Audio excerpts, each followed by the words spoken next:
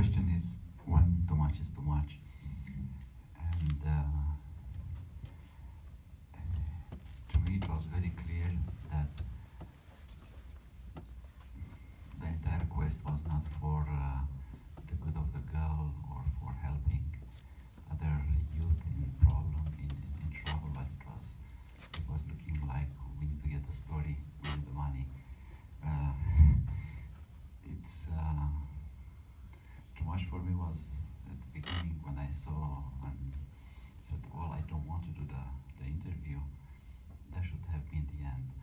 So it's a very good question. It's a deeply troubling movie, the way I saw it. So I think the moment that we crossed the threshold between what is commonly accepted as decent and we go on the other side, that is a bit too much. I will say, from the other point of view, it's an important story to tell about it, because it seemed like there was quite a problem in Romania with these girls being kidnapped and taken to France. And as a journalist, you can't tell that story without having the point of view of the people who actually went through it. So it is a dilemma in that way as well, because it seemed like a story that would be important for the public to know, but you can't really tell it as well without having someone to tell the story through. So that it struck me that their goal wasn't just to get the story to make money, but really that they wanted to tell an important story. But it, definitely, depending on your point of view as you're watching it, I think would affect how those particular times in the film affected you. Tudor, if you would like to comment upon this. Well, I think obviously it is, the film focuses on an important story, and this human trafficking situation in Romania, and not only Romania, in the region, has been a very important story. But from the perspective of journalism, it's always an issue of how you tell the story. And that's why many schools in the United States, and not only in the United States, have special classes of media ethics. And I think it's very important for our students to learn those principles. And the more precise these principles are, the better. Because here, I think,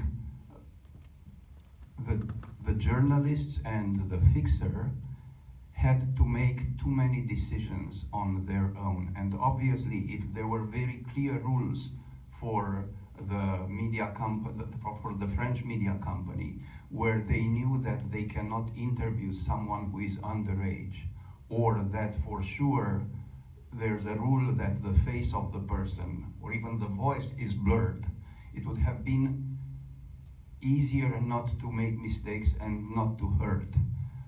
The problem is that in many cases, based on my experience in East and Central Europe, even if journalists take these media ethics classes, then when they face the reality in their newsroom, they are pushed to go beyond the boundaries.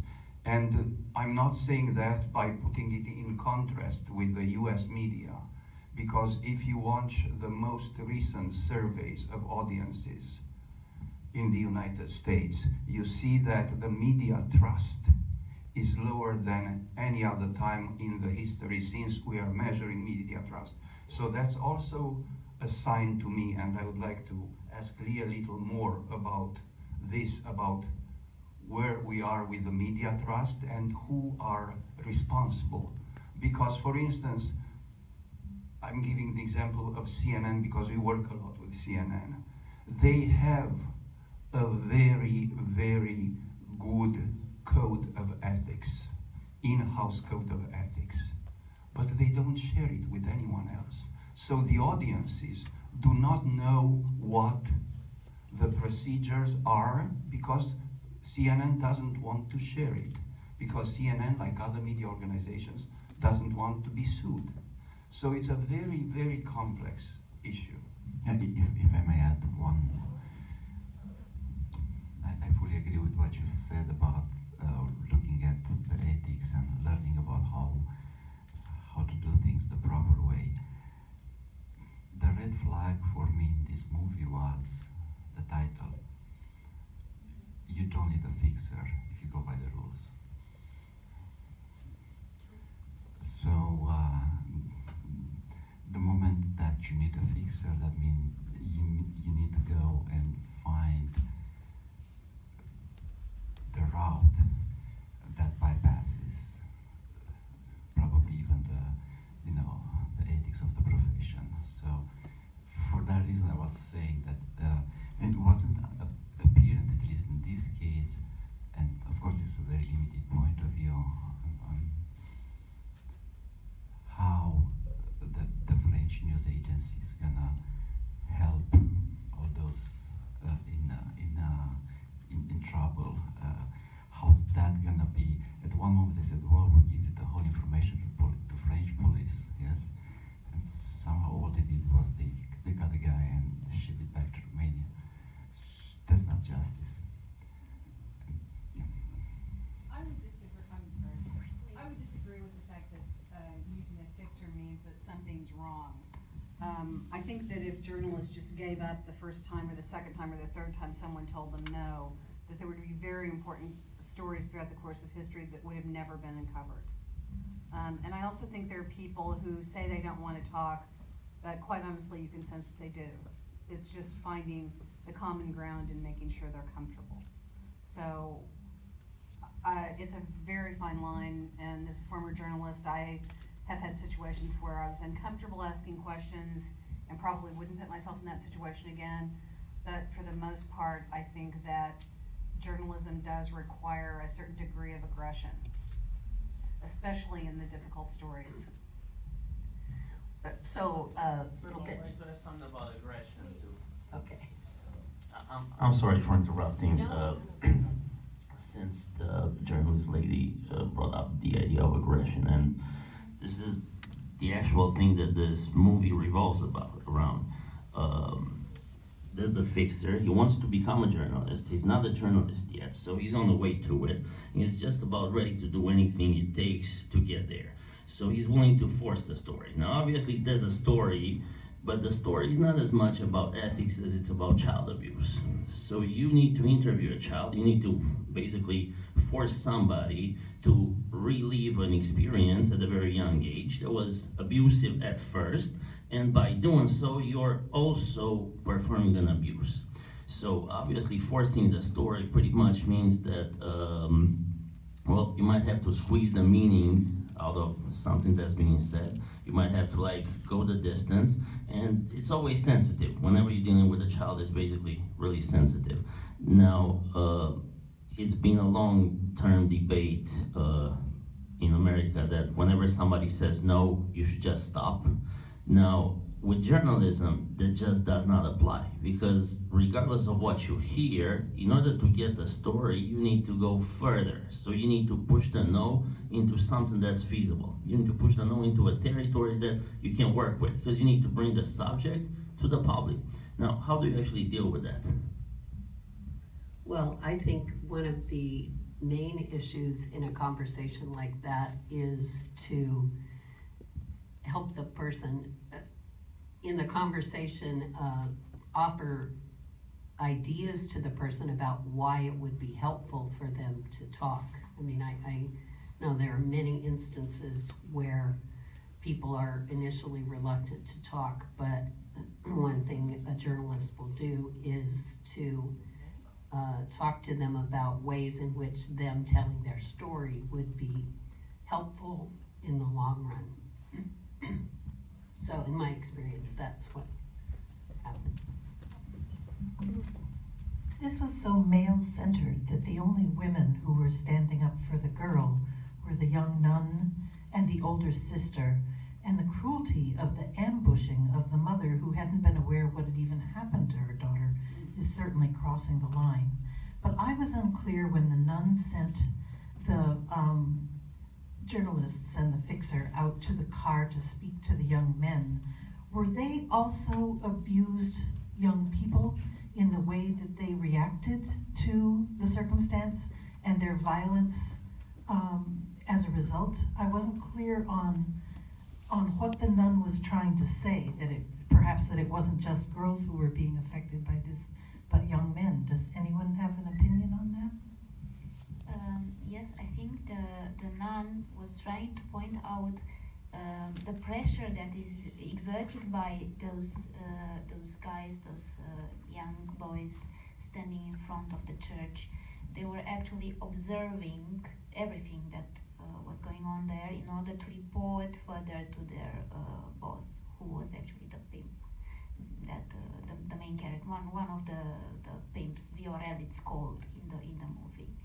So they were like violent enough because they were part of that gang. So I do have another thought about the fact that she was 14. In this country, an ethical journalist, once they found out she was 14, would not interview her without the permission of her parents. So at that point, the interview would be off. Now, that's not to say that every journalist follows that code of ethics, and I think the comment you made about how CNN has a strict code, but they don't share it with anybody else, and I think one of the things that has led to a lack of trust in journalists in this country is the lack of transparency about how decisions like that are made. And I would argue that if the public knew more about what the code was and what the organizations were trying to do, that I think that actually would help a lot in terms of the trust that the public would have in what they're reporting. The question is that, my question is, would a US journalist, let's say a US CNN journalist or a French journalist working for France Press, would he or she apply the same ethical rules going in a small country of Moldova maybe and trying to assess a phenomenon like this? Or would he or she think that he can, by using the so-called fixers, he or she can go beyond these? Because the fixer in itself, I'm not speaking about the movie, is a legitimate category. Well, especially when you are talking US about language when they go barriers. in Afghanistan or in Iraq, they've used fixers. Usually they are local journalists, but it's the idea, how do you use the fixer, or can you manipulate the fixer, or you want the fixer to do exactly what your code of ethics tells you to do in your own country? Right, well, one of my colleagues at Loyola has had this very issue happen because he has covered stories in more than 100 countries around the world, and he has talked to me about issues that he's had when he goes to another country and their code of ethics, their rules of how they operate are different. And so he has had to negotiate with them about how it will happen. For instance, in some countries, they don't have any problem with paying sources. Our codes of ethics do not allow us to pay sources. So when he's in another country, he has said to them, no, I don't pay sources. And, he may not get some of the interviews because the sources there expect to be paid. So he has definitely run into that very problem. I think in terms of the